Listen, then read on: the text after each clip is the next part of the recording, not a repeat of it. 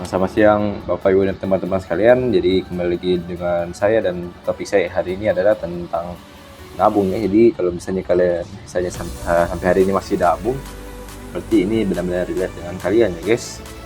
Jadi topik yang saya akan bawakan ini sedikit kontradiktif ya. Jadi mungkin topiknya adalah nabung itu bikin orang tambah miskin ya. Nabung itu untuk orang miskin, dan nabung akan selamanya bikin kalian miskin.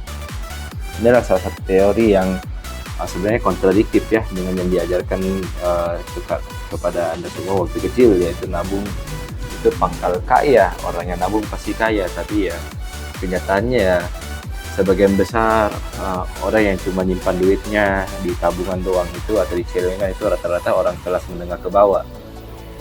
Dan itu adalah salah satu faktanya.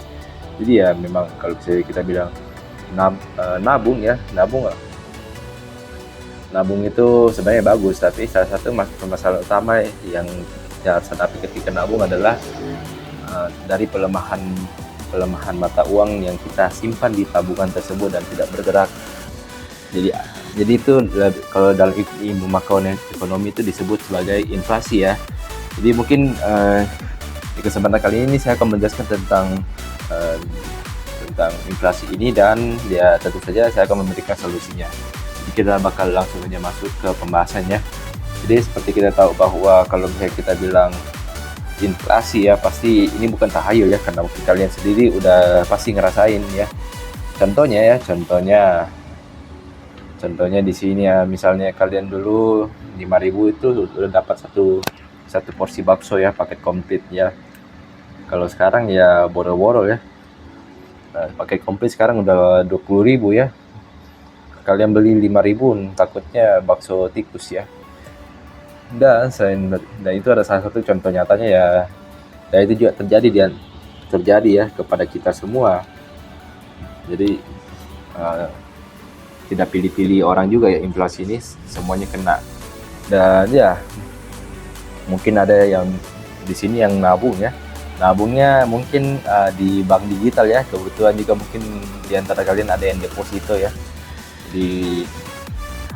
Kan sempat viral tuh, ada deposito yang bunganya sampai 8% lebih ya. 8, ya setahun. Itu luar biasa sih. Tapi sebenarnya kalau kalian bilang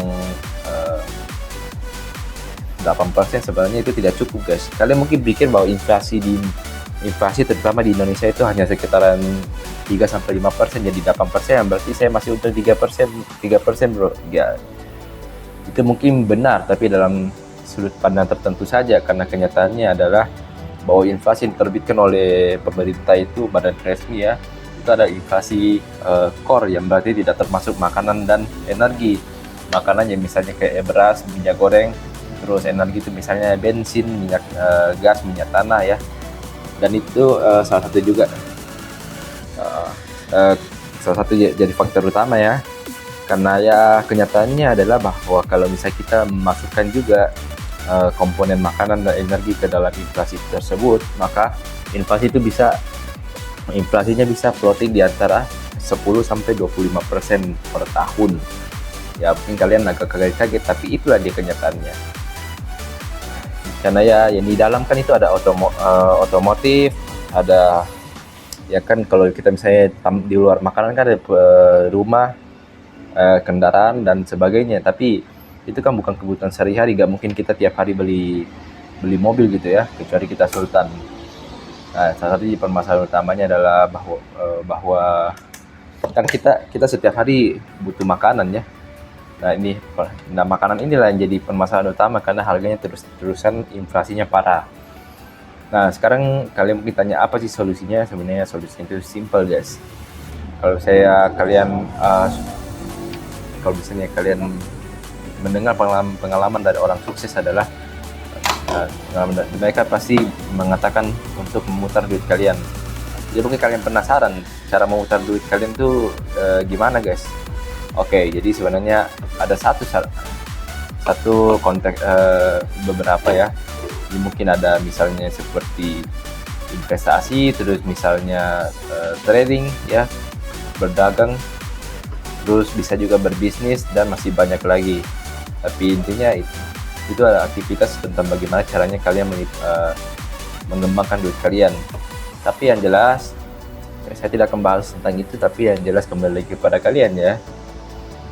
Saya mengajak kalian semua untuk mulailah berinvestasi ya, karena lebih baik kalian terlambat daripada tidak pernah sama sekali ya. Jadi ya lebih baik kalian terlambat memulai investasi daripada kalian tidak pernah berinvestasi sama sekali. Dan seperti biasa ya, lagi-lagi ya, kalau saya sampai setelah ini kalian masih ngotot, masih nyimpan duit kalian di tabungan, ya berarti memang kalian adalah 10% orang termiskin di dunia yang memang ditakdirkan ya.